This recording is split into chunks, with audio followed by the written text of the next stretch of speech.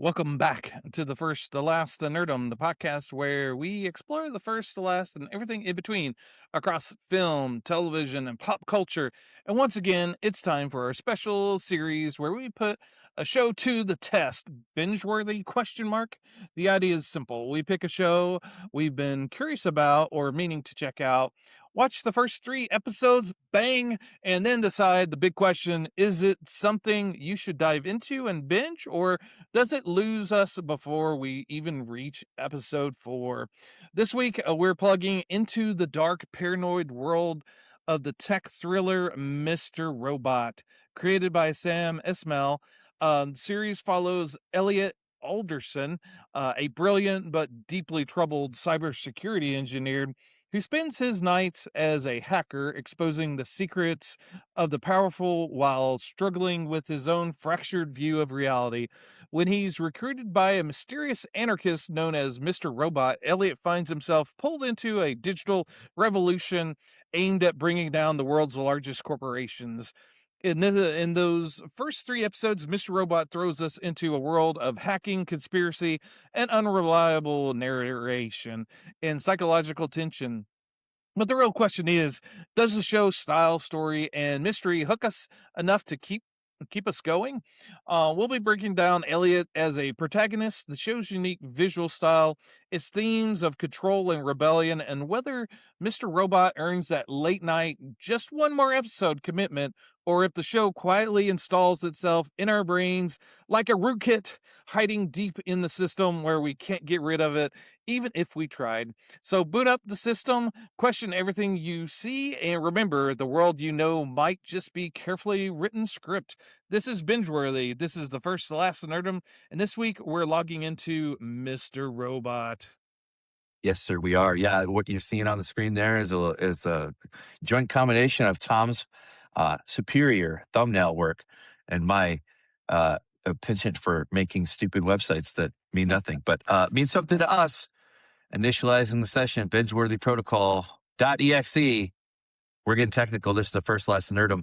Yeah, thank you, Tom, for that wonderful intro. This one, we got some history to talk about for this show, because it does go back, and I do remember. But anyway, the first, last Nerdom. This is our website at www.firstlastnerdom.com.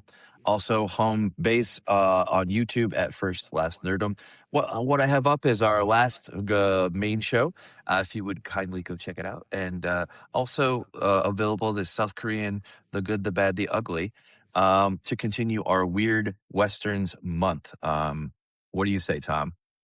Yes, I say yes. And then I'm on Reddit under first to last Nerdum. I find subreddits that will have me and promoter stuff. So you might have come over from there. If you have, hello. We love our Reddit people. And then Yes. also, even if our Reddit doesn't love us, and then on X, I'm also under first last Nerdum. And if you want to know what our latest greatest video is, you can check us out there. I try to promote it as soon as it comes out. Maybe I'm a day late. I apologize. Life gets in the way sometimes, but I will eventually do it. And then you're on social media as well. Yes, sir, I am. I too am on the X, marks the spot, at Sofa King Jewish _, where you can find me and maybe catch me up, me and Tom, and maybe we could have a little chit chat about what's on your mind for the nerddom. What your favorite Uh-huh. thing is? Do you like the last? I think the floating around there out there in the great ether of the nerddom is the very last episode of the season 1 for Starfleet Academy. We're not really going to ever talk about that one, but that's okay. It's not really our thing. But I mean, if we can, if people want to talk about that, that'd be fine too. But this week, Tom had picked for Binge-Worthy Mr. Robot, which I know Tom has he's kind of like how I talk about my favorite shows and whatnot. Once in a while, Tom will talk about his. And Mr. Robot, I believe, is up in the upper pantheon of Tom's favorite picks. And I'll just I'll stop there and I'll kind of throw it back to you and let you tee it up a little bit more. Yeah. I've always been, I guess this is the genre of clack, clack, clack. We're in type movies.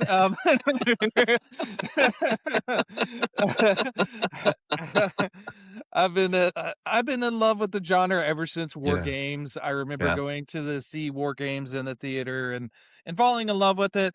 Uh, Hackers. yeah, there's the movie Hackers as well. Mhm. And then this movie or this TV show is sort of in that vein, but also it's very much heavily influenced by Fight Club and various Mm. other movies and properties. But yeah, this show, I saw like the previews to it, and I was like, okay, this looks like my jam. And it came. I would say that there was that golden age of television where, say, like The Sopranos, Breaking Bad, it was like everything was coming Mad out Men, yeah. that was awesome. Yeah, there was all this really dramatic shows that really kind of typed into the zeitgeist that everybody was really interested in. And I would say this Mm. was probably one of the last before things started to fall apart. Yeah, And this is just a really quality show. And I can I see why, yeah. yeah, there's the opening scene where he comes up on the guy that owns the little coffee shop, and I think in that scene, it either wins you over or you don't get it. And I mean, once I saw that scene, I was locked in. I knew this was something that was going to be exciting, something that was going to be engaging to me. Yeah, This show constantly kind of surprised me. It's one of those shows which we won't get into, but every time it would end, the season would end, it would be like, oh my God, what's going on? I need to see the next season immediately. That's how I was reacting to Breaking Bad and some other series. But yeah, this is a show that I was completely locked in on. I wanted to know all about it. I wanted to know about the creators. I wanted to know about the stars. It was just one of those shows that I was all in on. So maybe I'm saying I'm biased about this. So let's hear I your take on getting into the show. yeah, I echo you 100%. Back in that era, I had my favorites. There were certainly others, and we've even been able to cover them over the years that we've been doing this nerdum thing. I knew I was aware of this, and I have seen bits and pieces, but I never sat down to watch a full episode from like beginning to end. I only seen slivers of them, and I kind of didn't. I kind of always understood what the show was generally about, and I had always heard nothing but good things about. It's kind of the same thing of like the IT crowd, like the BBC one. Like, Mhm, if you were alive and breathing and you were in technology adjacent to it, mhm, that was your profession or even adjacent to it or mhm, hobby or whatever. Classic for nerddom, a trope, everything, but it mhm, had it's kind of the same thing. Like I repeatedly heard this again and again and again, and I don't know. There's just there's just this weird part of me that just like just on a personal level, like where like if a show isn't like going to be serious about the thing, and the ironic part is that I generally don't necessarily push back against things that are technical or technology related.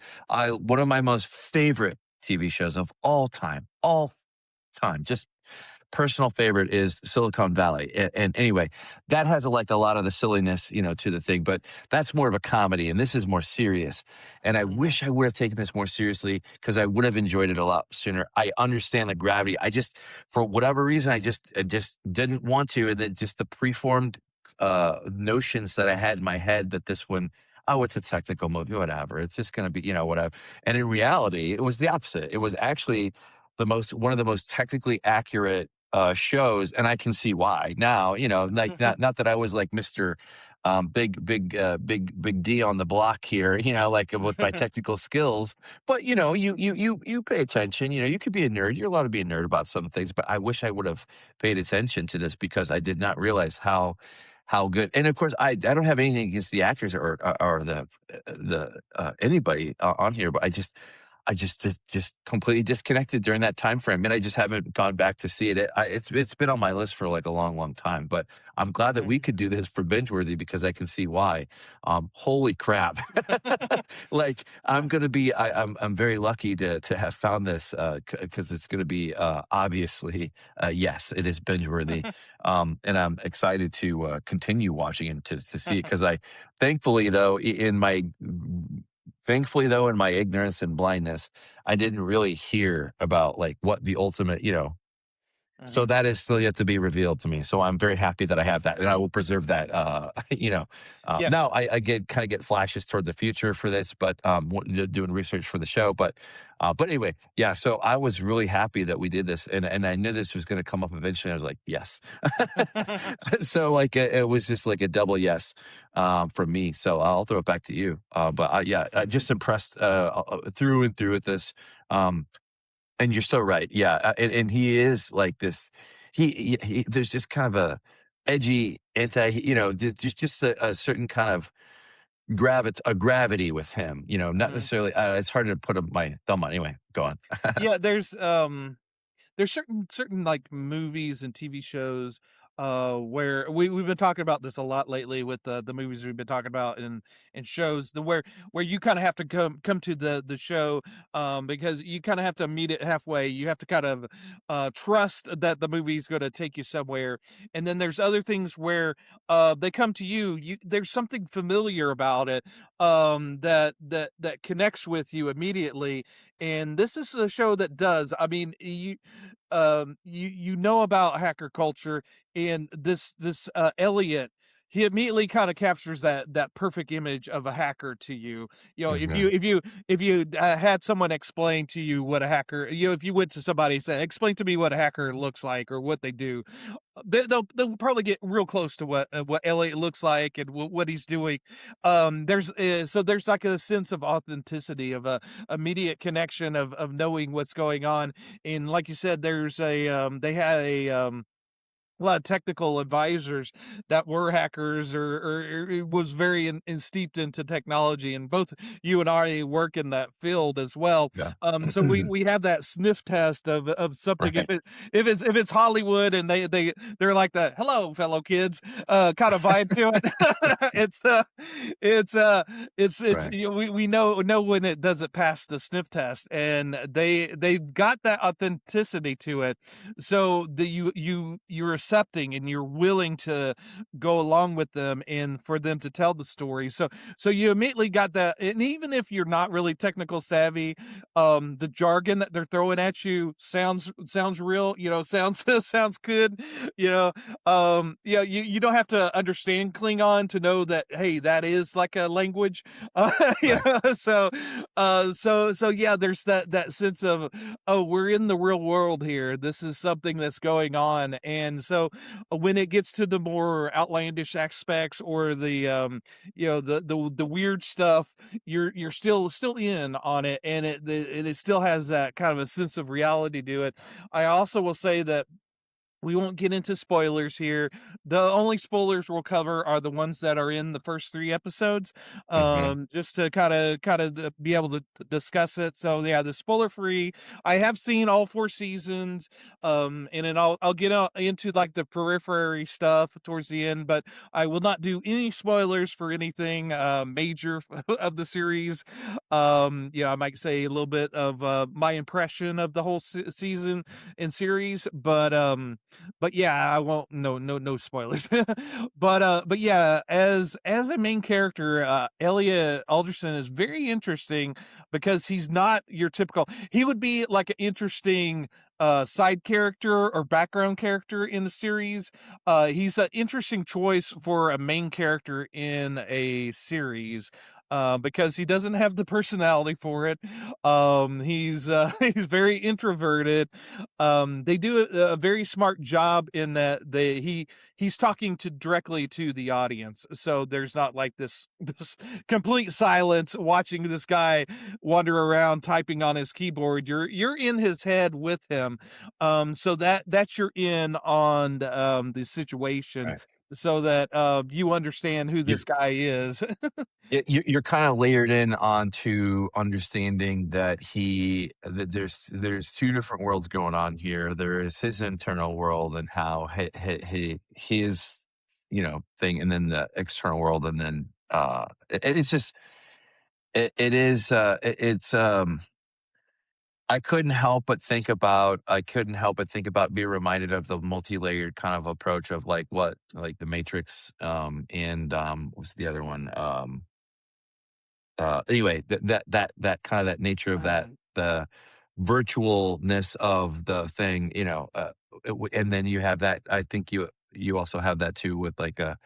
There's definitely more also kind of like a shogun. I don't know, like a kind of there's kind of like a Japanese, not necessarily Japanese per se, the nation or whatever, but like there's like a certain kind of like a feeling of a mask, public mask, and then you have your different.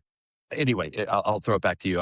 What you think, Tom? Like, the point being, I can see it's a very sophisticated, blooming that you're getting into because there are there's the parts on here of like where, um, this he is so very fragile.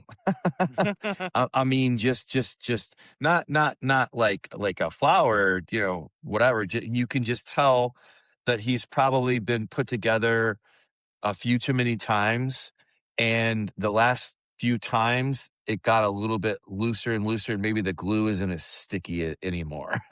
yeah. It's just kind of like that sense of that sense of his self and like what's going. Anyway, I'll throw it Yeah. back to you because I don't want to spoil Yeah. too much, but because if we Yeah. go too far, then we will be in deep territory. But anyway, Yeah, there's a sense that we're getting thrown in the middle of it. Like you're we you start to when you immediately start the show, you have immediate impressions of Elliot, that he has it together. He's going after these bad guys out in cyberspace, and so he's got this dual life of working cybersecurity for a big company, security company, during the day, and at night he's like a vigilante, tracking down evil pedophiles and different things like that, at night. But then you start to see the cracks in him. You understand that he's going to a mandated psychiatrist. So there's something in the past that something happened. And you start to see the cracks in Elliot that maybe he's not telling the complete truth to himself and you. That there's something else along the borders that aren't quite right. And the wonderful thing about this show is that there's always that sense of what's really going on here. What's going on, and you realize Elliot a lot of times is as lost as you are in the situation, and it's almost like he's in a big pool of water and he's trying to come to the surface a lot of the times, trying to understand what's going around or on around right, him, and then his computer screen is the way he can find a sense of reality for him, a sense of purpose, a sense of direction. A lot of times he has to turn to that, and if you'd come to somebody and say, "Hey, I got a show about this cybersecurity guy," you immediately go, "What? Okay, what kind of interesting story can you tell that way?" But this right, show has a really interesting, and a lot of its metaphors are computer related, and they make sense. It's like, are you a one or are you a zero? I mean, come on, are you a one or a zero? What are you, Mike? No, right.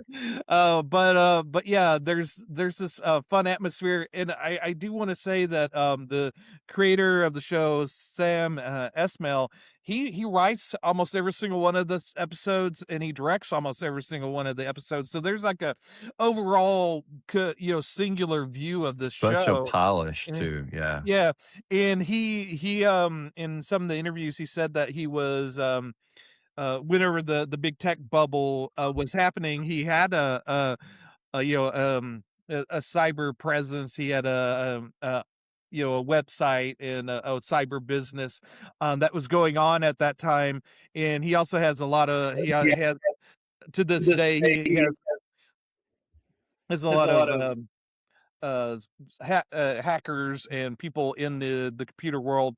He really wanted to make sure that he did a show that did honor and justice to those, because he he was so used to a lot of the various um movies and shows that would deal with technology and would get it wrong, that didn't come across authentic, that was the whole hello fellow kids kind of vibe to them, so that he wanted a show that did justice, because there's a interesting story to tell involving technology. When you can get it right, when you can get that authentic feel to it, you could really say something and really touch upon a nerve that hasn't been touched maybe forever. I mean, there's not, I mean, you could probably count on your hands of really shows or movies that really does technology justice and really tell something engaging. And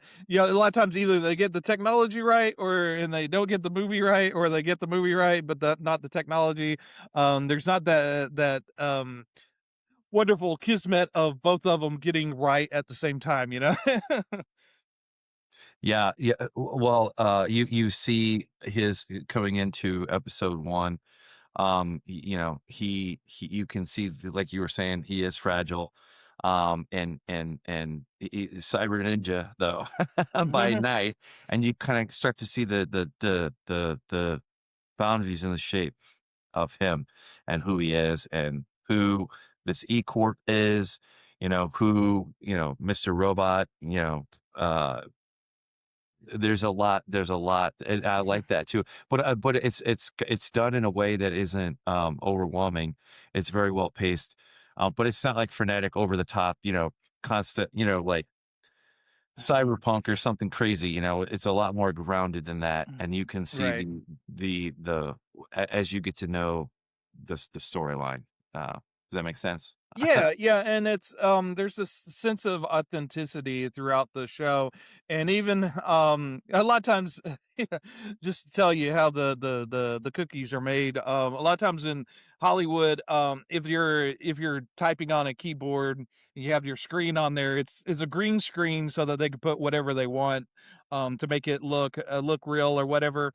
They did a lot of special animations so that whatever GUI or whatever they wanted on the screen, it was actually there in front of the actor, so that when they were typing, they were actually interacting with what was going on the actual screen, so that it did have that sense of authenticity. And they they had like a typist work with you know Rami Malek, so that Elliot, could type fast and be authentic as a hacker. So there's they really kind of went above and beyond, and also not even just with the technology. I mean, the whole look of the show. I mean, the Elliot's apartment is a character in and of itself. I mean, it looks authentic. A lot of times, like a show like Friends, they have these lush apartments that they probably couldn't afford on the salary that they were doing having in New York at the time. A lot of times people are way above their means on movies and shows with the places and the spaces that they live in. But in this show, it's very authentic because he's got this really tiny hole in the wall kind of apartment that looks, you could probably smell it and really get a sense of it, of that apartment. And his Angela, his friend, has sort of like a small apartment as well, but she's on the better side of the city, so it looks a little bit better. But it's small too, so there's like that sense of. And then when they go to their boss's place, it's a really nice kind of a New York penthouse or whatever. But that it really gives you that sense of class. And there's that constant struggle with money and power and the interaction of the two and the haves and the have-nots. It really kind of plays into place, and there's not like it's the creator Sam Esmail said that he really doesn't he wasn't making any conscious choices in this show. He wasn't like trying to. He didn't have an agenda. You can get a sense of that. He's just throwing questions up at you. These sense of inequalities and different questions. So because Sam, the Elliot's struggling, and Elliot's sort of like Sam says that's his kind of younger self, sort of a transplant of himself. So and you're there as an audience member, Right. invested in Elliot, and as he's struggling with the legality of it, whether or not he's a Robin Hood, or if he's a villain, or if he's Heisenberg, so to speak. Right. He's constantly struggling with am I the bad guy? Am I doing good? And the show doesn't tell you whether or not what he is good or bad. No. It's left up to you to make those decisions. And I think that's it's treating you as an intelligent human being, that you can make your own decisions. And I love that but it's giving you this mental playground to play around with these interesting characters that are a lot of times very, even though Mr. Robot says everything is ones and zeros. There's a sense of gray that kind of cast over a lot of these characters. They're not good. They're not bad. They're just flawed human beings. And like Elliot says, we all have our bugs. Sometimes we try to hide them, but are they truly a bad thing? But is that something that defines who we are? Yeah, no, you're right. Well, you start to see him as he's profoundly lonely. Hmm. He views society as corrupted in its own way, and I think everybody kind of does. He's kind of in this in between world, to like where he's I think it's called a superposition. So like where you could be this or it could be that, but you're not quite sure, but to be a nerd about it. But yeah, I also kind of wanted to call out too. This was also happened like just not even a few years after the whole Snowden thing had come out and Hmm. had, completely changed the, Hmm. made a lot of countries mad, amongst many, many, many things mad, a lot of Hmm. people mad. But but that's just like one more layer of the trust that's shattered and broken. Hmm. Whether it's what, and the other thing too, I thought that was very interesting that you kind of you start to creep in on, is you start to see that as you by the third episode, you for sure get this, and I think it's very interesting because it's just perfectly done. And we just happen to land on 3 episodes that we decide on. Sometimes we do more, sometimes, but we all agree on 3 bare minimum. But with the third one, you get a sense that he is completely, it's almost like A Beautiful Mind in a way. Do you remember, if you recall, that movie, like that gentleman there was brilliant, and he knew that he had issues and he knew he had hallucinations, and he would figure out how and when, what reality was, and like what, like something talking to him, or him giving him a name in a terminal, because you don't want to, because if you cross over that line, then you're, talking to yourself, but anyway, Hmm. or whatever, you don't quite, it's hinted at very deeply, but anyway, whether it's reality, or he's seeing it or not seeing it, you're seeing that like he still and you're kind of, it almost brushes up on that line of like, you see him as as very rational, very logical, I'll put that way, very kind of, you can see there's a cold mode there, like a Spock mode kind of, Hmm. kind of thing, Hmm. like where it is what it is, but it also kind of plays into the fact that he has to, uh he's his reality, his brain is working against him. And Right. he knows that. And it just sets up a very interesting struggle that, unlike other films or things that would take it in another direction or gloss over it or Hmm. do something completely different, which is irrelevant, or not, doesn't stand out. I think it's very unique Hmm. how that interplay is. Yeah. But anyway, it's just very interesting. Yeah. Yeah.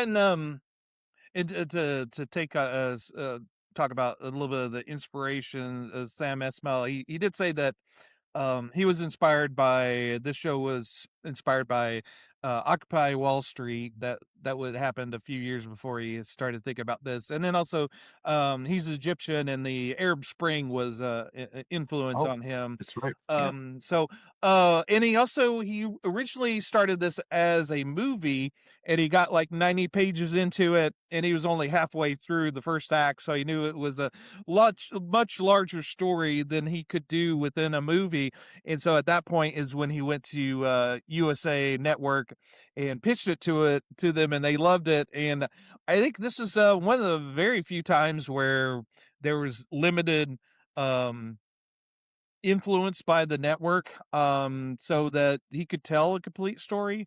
And tell a story and a lot of times with the TV show, and we've discussed shows that ended before they were finished, um where you kind of trust in that hopefully that this story, especially with these shows that have like a complete narrative that they want to tell, you're invested, and you hope that they'll be able to complete the story.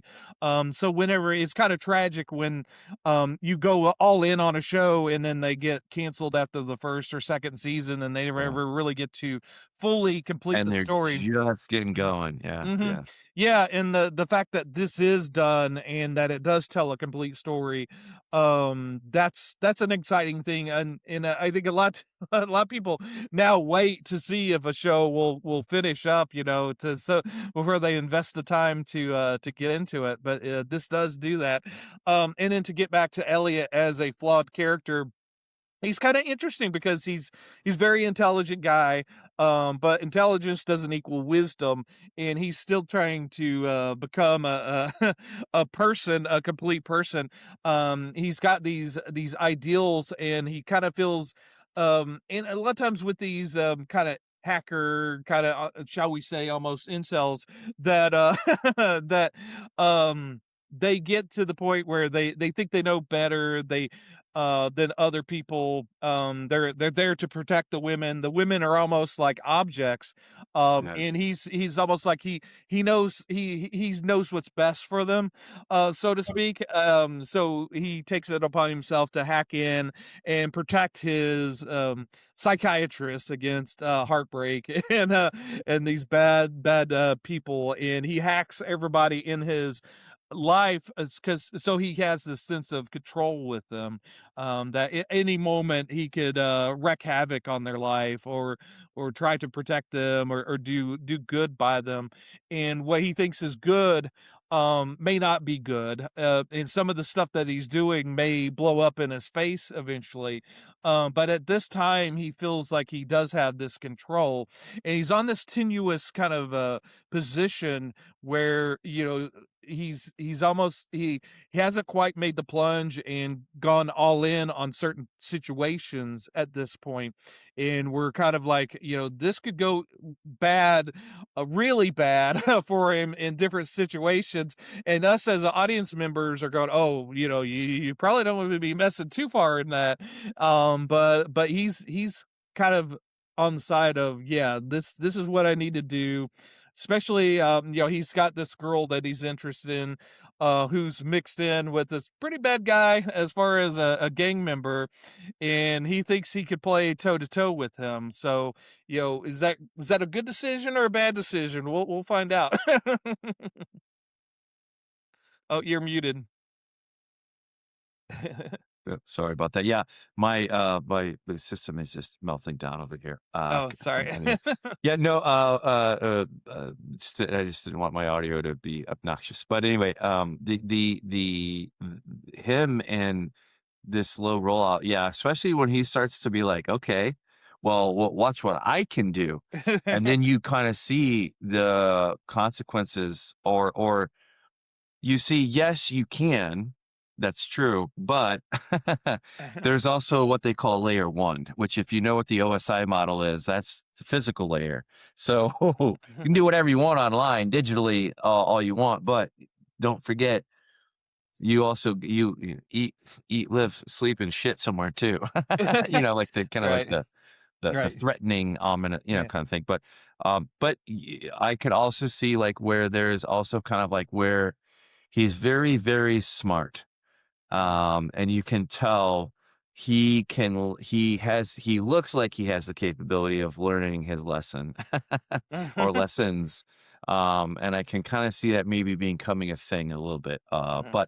Um, anyway, but it does give enough of a good tension for you to keep showing up and watching from Yeah. going from that episode, from first episode of like, well, okay, we've got a confabulated perspective and, it's flawed and stuff like that. And something's going on there, but it also kind of sets up the big baddies a little bit too, like Mhm. this is E-Corp that nobody likes. It's a douchebag Mhm. central.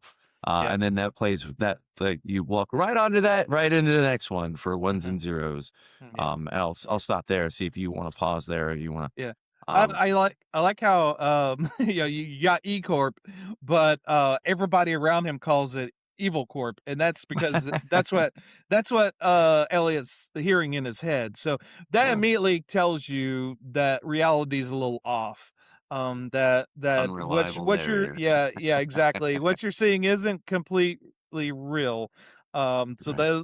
that may be a clue, maybe an Easter egg for what's going on. But yeah, that's the fun part of this is trying to figure out what's real, what's not, what's really going on. Yeah, and you've got this mysterious F society that's going on. This group of hackers. Are they Oh good? yeah. Are they bad? What's their major purpose? And they're interested in like tearing down the credit, these big corporations, wiping everybody's credit away, which if you're familiar with Fight Club, that may have some ties in with that. But yeah, so there's like you get this instant connection of different things. Like you said, the Matrix has got kind of that vibe to it as well. There's like all this connective tissue of other movies and other projects, but it's unique in of itself. Mr. Robot's definitely Mr. Robot. It's got like outside of just Fight Club, it does have like a really good David Fincher kind of vibe to it. A lot of the way it's shot. I love how like I like the how they do the credits, very stylized, almost, it's very theatrical, and then they used all this classical music that gives almost a grandeur to the situation, even though it's about hackers and guys, basically getting to computer terminals and doing stuff. It does gives this gravitas to it, and I love how even like the camera angles and how they structure the composition of the screen, where like say the person's like low on the screen and you have all this wide space above them to give that sense of of the world kind of weighing down on them, or how maybe a sense of paranoia that's kind of coming over the people. It's very stylized in that sense, but it doesn't become over stylized. It doesn't Yeah. get to the point where you lose the focus of the characters. And I think that's also due to the acting. Rami Malek, you believe him as the hacker. In fact, he brought his own hoodie and his own backpack Hmm. as his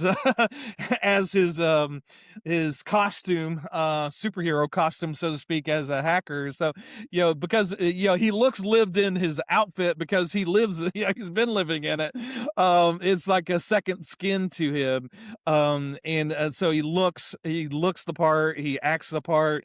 um and then there's Mr. Robot, played by Christian Slater. We immediately know who Christian Slater is.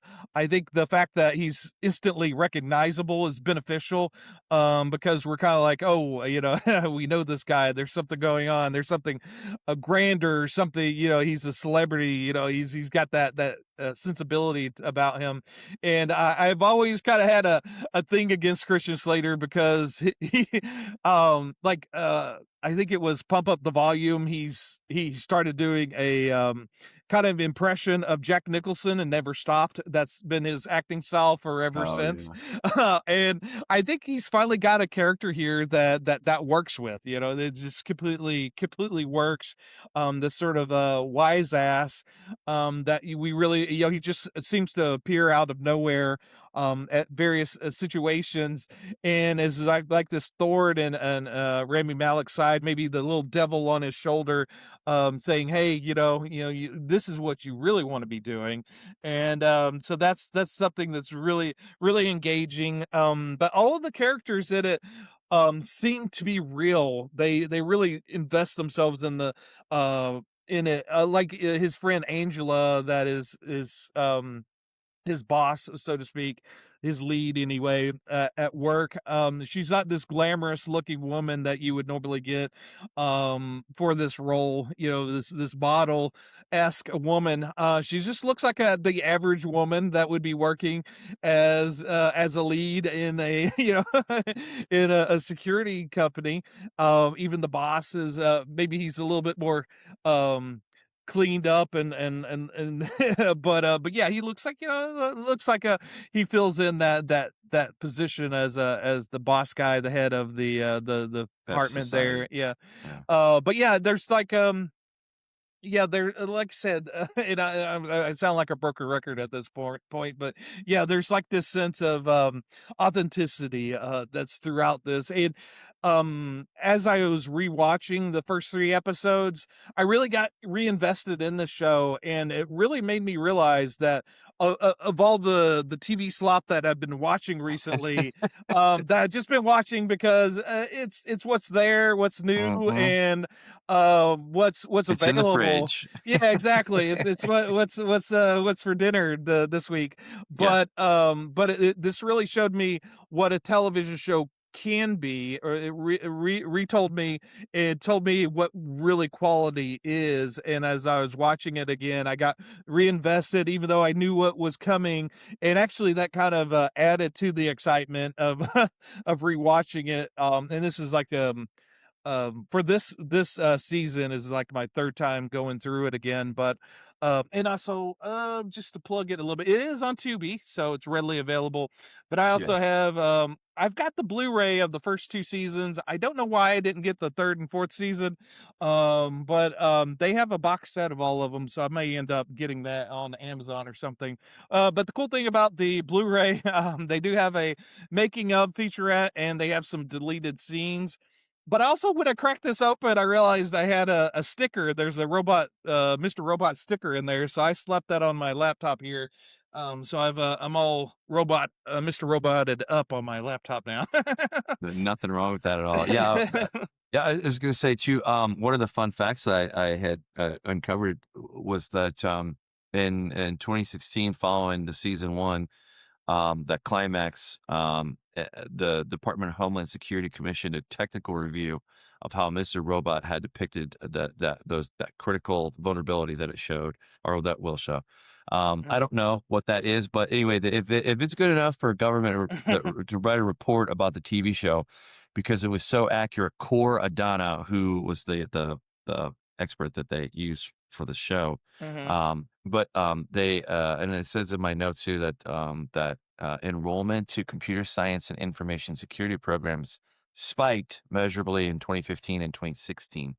That's Uh, very, very interesting. So, Yeah, I believe um, it. Yeah. Like I said, we both work in technology, and I remember during that time at work with my coworkers, a lot of us were really excited about this show, and would, when the next episode would drop, we would be talking about it, and the guy that missed it was like, "Oh, don't say anything. I don't want any spoilers." And so yeah, it was definitely a talk among the oh, tech community at the I, time. I wanted to echo your now if you can get through through the first 20 minutes, it's pretty heavy, but if you can make it through that, you're gonna be in for a very good surprise and a very good ride, because like you were saying, the world building, I also enjoy. It's not stale. It looks good. Like it still looks good, and it's 10 years later practically. And like when I was watching it, I was watching it as high quality as it could get. Is excellent for the quality and the world building. And I was going to say too, also for the ambiance, the mood is helped by the composer, Matt Quayle, Mhm. the who did a great job. The that becomes part of the atmosphere that is very important to it. So it's not just like dun Absolutely. dun dun, it's so much more complicated than that. Mhm. Especially as you kind of like you kind of mentioned it a little bit, like a kind of a little bit of a nudge to the camera for certain things that go on. Mhm. That you kind of figure out who is what, including who you are in relation to Elliot, and Mr. Robot and everybody else. Like, what the hell does that mean, Mike? Well, it's all there. I've been hinting at it very much, and you absolutely have that answered. In my mind, you have that answered by the end of the third episode, and I'm hooked, 100%. Yeah. It is like it's the show quietly installs itself in your brain like a rootkit. Yeah, yeah, absolutely. Yeah. Yeah, was playing around with ChatGPT, coming up with our little, intro, and I read over it, and I was like, "Oh, there's not a rootkit, joke in there." I was like, "ChatGPT, fix this. Let's get a root." So I did a nice job, I thought, of, putting that joke in there, Absolutely. so back up if you missed it, but yeah, the one of the people I like in the show is that, played by, Martin Wallstrom, who plays Terrell, Wellick. He's the senior vice president to technology. And Yeah. Terrell, I'm pretty sure that's a nod to, Blade Runner, because the evil, guy, in charge of all the, replicants, was named Terrell, so Well, I'm sure that's a nod. Well, But he is absolutely the inverse of Elliot. yeah, absolutely. I mean, he is just you can definitely see the unreliable narrator because we're seeing we're seeing the polarity of what he sees, which Mhm, which goes in, but it mhm, also helps that like even though that it's kind of flawed, it's kind of on point because it's like, hey, that's the corporate asshole. mhm. Yeah, Like, yeah, what and he plays him very, very well too. Very, very right, well. right, and he is and if, Elliot gives us Fight Club vibes, the Terrell definitely gives us American Psycho vibes. Yeah. They They're care they're about they care about 2 very different things at the mhm, core of their being, put yeah. that way. Yeah, and the One fact that Yeah, inspires that connection to Fight Club or American Psycho, it plugs in the fact that it plays to those the aspects of it, it gives you this immediacy. It clicks you in immediately, and you right. understand these characters a little bit more as you go. But then, as the story gets told, they become less of a caricature of what you've seen before and become a real tangible character that you become more and more invested in. And I like how you're not just in the head of Elliot, you get exposed to all these side characters and villains and supporting characters that you become invested in as well. Angela has a boyfriend, a cheating boyfriend that you immediately dislike as Elliot does. But he becomes more and more of a real character as well, and you can kind of see how what makes him tick as well. So that all of these characters have a life to them that you're very interested in seeing play out completely. And but yeah, and also I like how there's the various yeah. If you're stupid, you're more susceptible to these uh technology tricks and whatnot, and it's kind of fun to see like how her boyfriend falls for the free CD on the street that ends up being a Trojan in its place instead of a cool mixtape of rap tracks. And I also like how once he's got this profile done on a person and he's finished with them, he puts them on a DVD and shoves it in, or a CD, and throws it into his little binder. Also, another neat little thing in the Blu-rays is that they're written like they're like a burned CD. Oh, that's awesome. So Yeah, that's God. that's kind of cool. Well, I had also had read that the like even down to the title, to the names of the actual episodes that you would pull in as a digital file is the name of the anyway, Yeah, yeah, yeah. there's this. The MPG. Yeah, yeah. Right, yeah, yeah, and, like, normally you would, like, look at that and you would not think about it, well, because there's a certain kind of way that I like to watch some things sometimes, but anyway, Mhm. the the point is that, like, when you see it, it was like, "Oh, okay, that's cool." It's like its own little Easter egg of appreciation that you go in, and you can tell Christian Slater showed up, Rami, showed up, Sam showed up, Carly showed up. Everyone showed up and gave a shit about this, and I'm Mhm, surprised. I can see because I knew that at some point it kept growing in popularity and pushing mhm, its way into a much more general audience, mhm. when it was on, and it did very well. Yeah, and a lot of times, if a show's not doing well, but the network kind of likes it, they'll renew it, but at fewer episodes. But the cool thing about this show is, like, when they renewed it for a second season, they gave them 12 episodes, and yeah, I think third season had 10, and then, like, I think the fourth season had like 13 or 14 episodes. So they kept increasing the episodes, or keeping it at 10, which is good. I also want to say that the everybody was invested, like you said.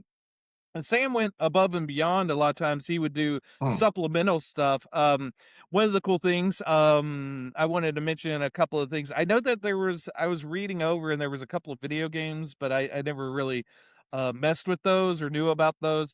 The two things I know about that I really loved, I got into, on my PS4, I got into uh, PSVR, which is PlayStation's version of Oh, the yeah, yeah, yeah, yeah. VR headset. And one of the cool things that I had to check out, since I had that, was there's a short film that Sam did for Mr. Robot. And it's a short little film done in VR, of Mr. Robot with Elliot.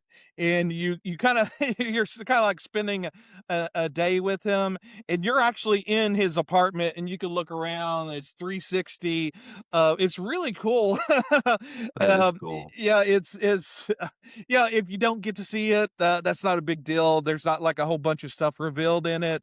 But it was um just while you were watching the series, and you had that little extra something, it really felt like you were with the project. You were all in. Like I said, it was really cool being able to be in his apartment and check it out. And you go down to Coney Island, and you actually ride the Ferris wheel with him.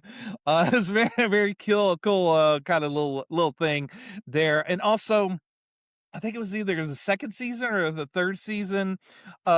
He has a notebook that he keeps, that he writes in. It's sort of like a journal type thing, and you see him writing in it during the season. Um, but they actually, Sam, and I think he worked with another writer, and they actually wrote the notebook. So you could Okay. purchase it, and there's like a little receipts and different things that he puts in the notebook, and those are actually put in there. And I got the notebook. I don't know where, I think I know where it's at, but I have to dig through to dig it out. But but it's really cool. It really adds to the character. So if you could actually get a copy of that, that's really cool. I was looking on Amazon, and there's one seller that's selling them for like $30, and then there was another seller there that was selling it for close to $1,000. So I don't know how much it's actually. I'm sure you could sell whatever you want on Amazon for whatever price, but yeah, whether or not it's actually going for that rate, who knows? Probably that $30 mark is probably closer to it. But hopefully, if you do get it, you get all the little other stuff, the little receipts and different things that were originally stuffed into it. But yeah, if you miss out on that, it's still, you don't lose a whole lot, but it does add to the story if you do find that, which is again, um that little extra stuff, like with Twin Peaks, they published Laura Palmer's diary, and then they also, published the transcripts of some of the tapes that, Agent Cooper did for Diane. Those, and I got those. It's just a little thing for the fans that just gives them a little bit extra to kind of, and that really adds to the fandom, that, people could dig into that and speculate, and there's just that sense of community that's there, that just kind of giving back to the fans, Oh yeah. that I love. There wasn't that antagonism that sometimes you get with creators and fans with different projects now, where Yeah. they're like this struggle between, there's like this love hate and mostly hate kind of relationship with some of these projects now. And this is sort of before all of that kind of started happening. It came out in 2015, so there was probably a little bit more love for creator specific things.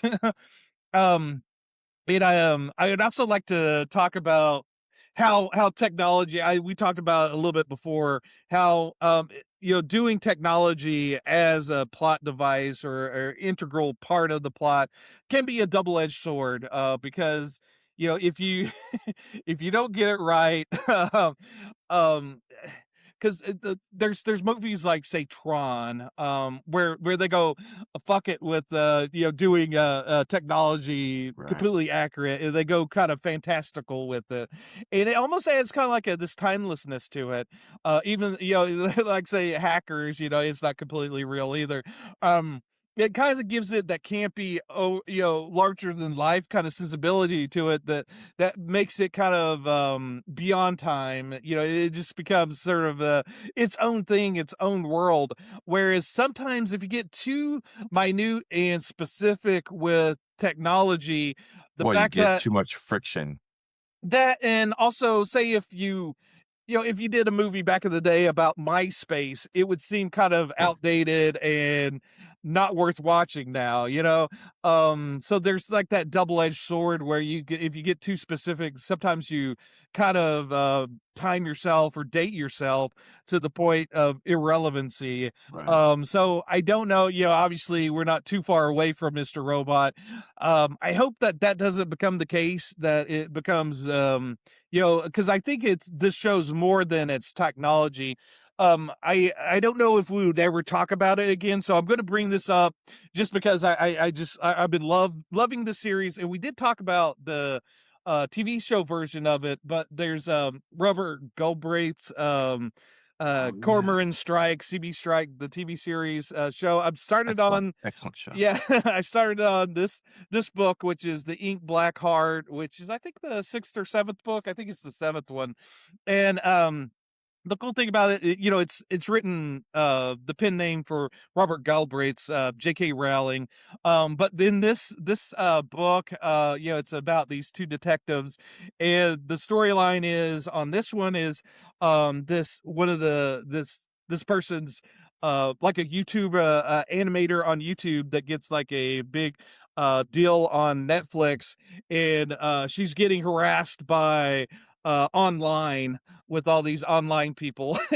And it's probably very relatable for J.K. Rowling, because obviously she's gotten a lot of heat online, through Twitter and whatnot on there.